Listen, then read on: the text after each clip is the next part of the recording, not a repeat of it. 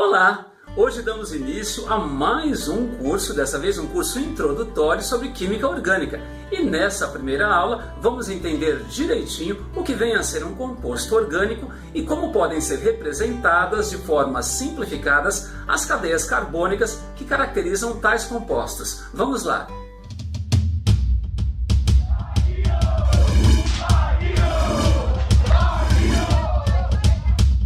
E só para vocês terem uma ideia, os compostos orgânicos vêm sendo utilizados e manipulados há muito tempo pela humanidade.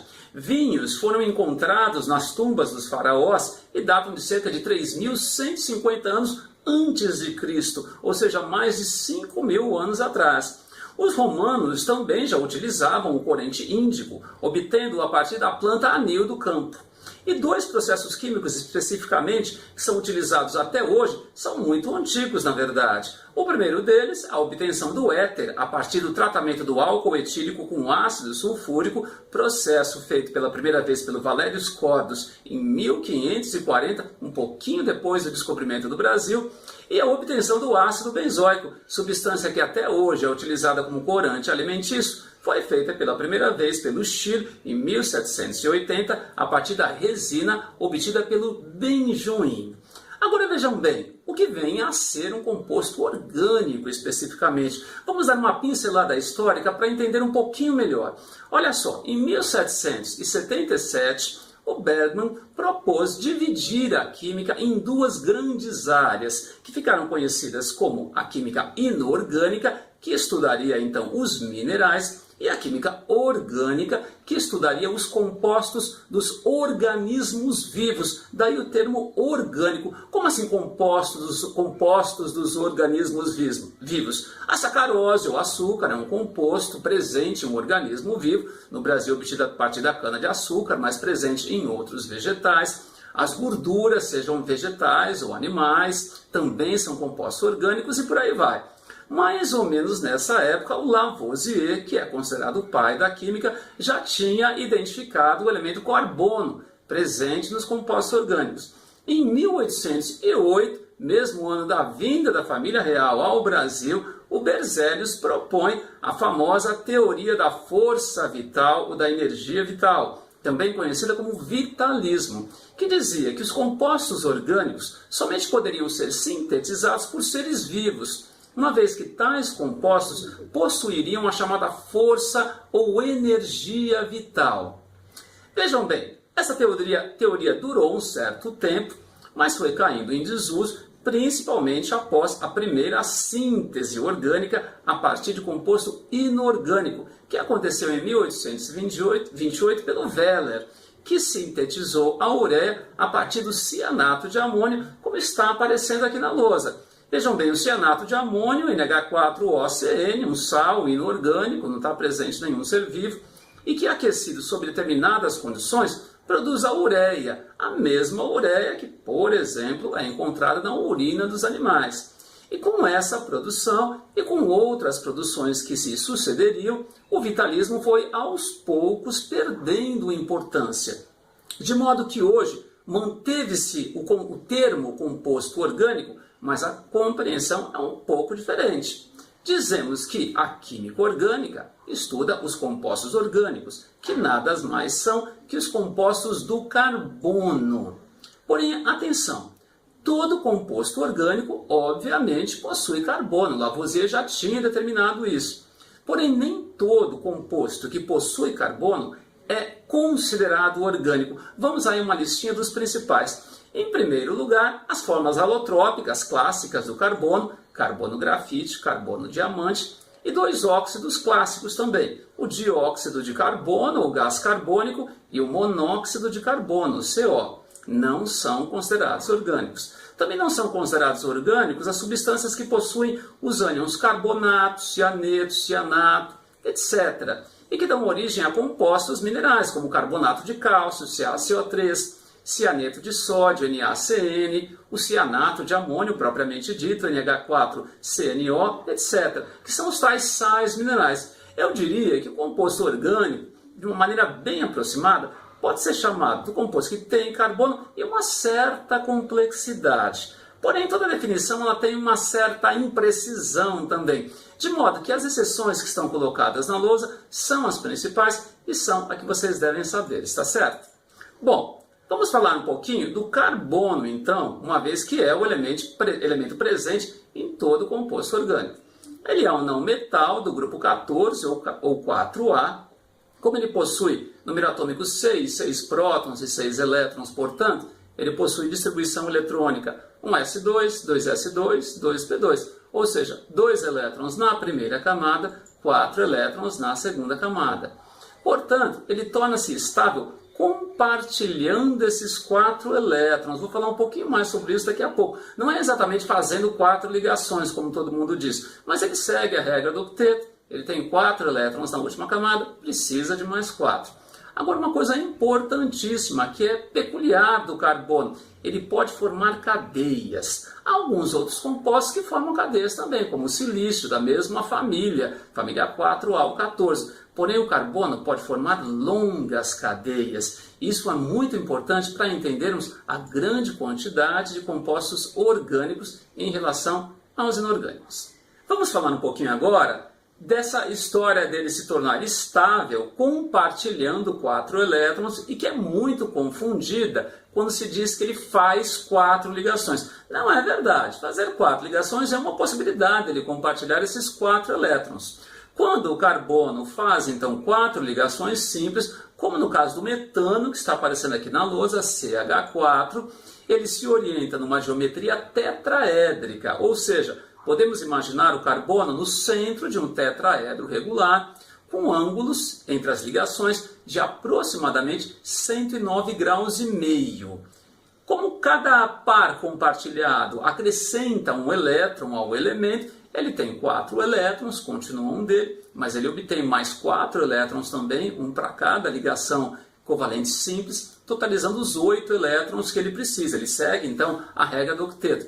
Porém, há uma outra maneira de ele conseguir mais 4 elétrons, fazendo uma ligação dupla e 2 ligações simples, como no caso do fosgênio aí da lousa, COCl2. Nesse caso, a geometria é trigonal plana. O carbono está no meio de um triângulo equilátero plano, portanto, e o ângulo entre as ligações é de 120 graus.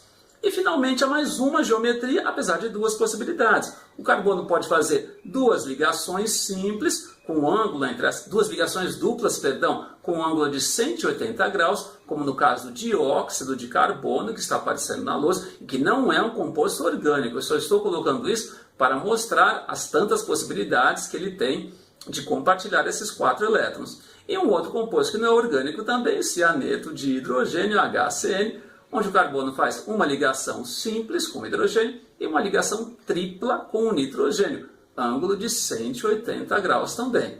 Isso vai ser bastante importante para entendermos já já como representar de uma maneira simplificada as cadeias carbônicas. O que é isso? Como assim ele pode formar cadeias? Por exemplo, vamos pegar uma substância presente na gasolina, o octano, que tem fórmula molecular C8H18.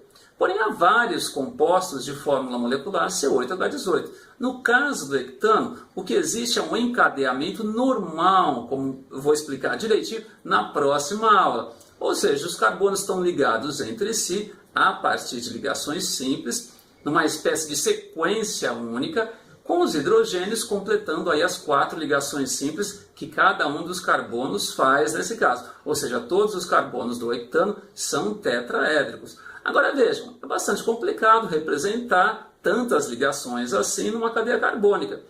De modo que ao invés de fazer como está representado na lousa, isso pode ser simplificado escrevendo-se H3C, CH2, CH2, CH2, CH2, CH2, CH2, CH3 finalmente. Ou seja, incorporando os hidrogênios ligados a cada carbono. Já fica mais fácil de escrever. É uma maneira simplificada de representar essa cadeia.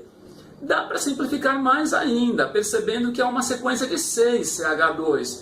Escrevendo apenas H3C ou CH3, pode ser escrito dessa forma também, CH2 6 vezes CH3. Porém, a maneira mais utilizada de representar simplificadamente é essa que está aparecendo agora na lousa. Vejam, eu desenhei um zigue-zague com 8 pontas, com segmentos de reta.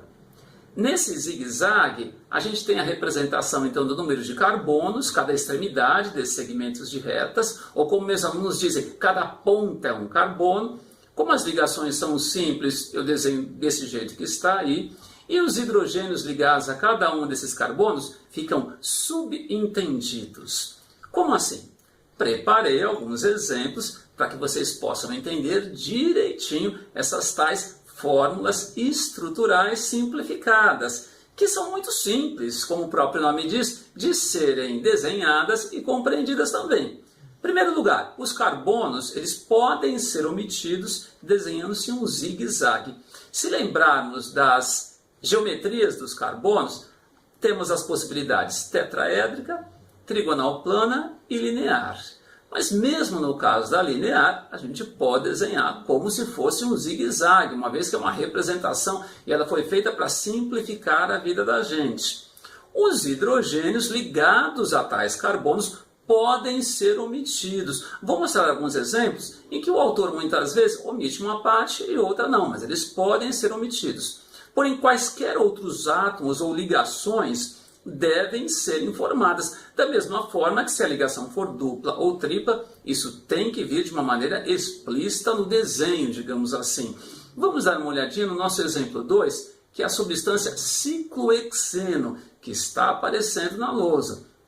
Qual é a fórmula molecular? O que essa representação simplifica? Vamos lá. Cada extremidade de segmento de reta é um carbono. Vejam que à esquerda da fórmula temos uma dupla ligação. Não é que eu vou contar 2 carbonos de cada lado, não. Mas é que entre tais carbonos na vertical esquerda existe uma ligação simples, uma ligação dupla, perdão.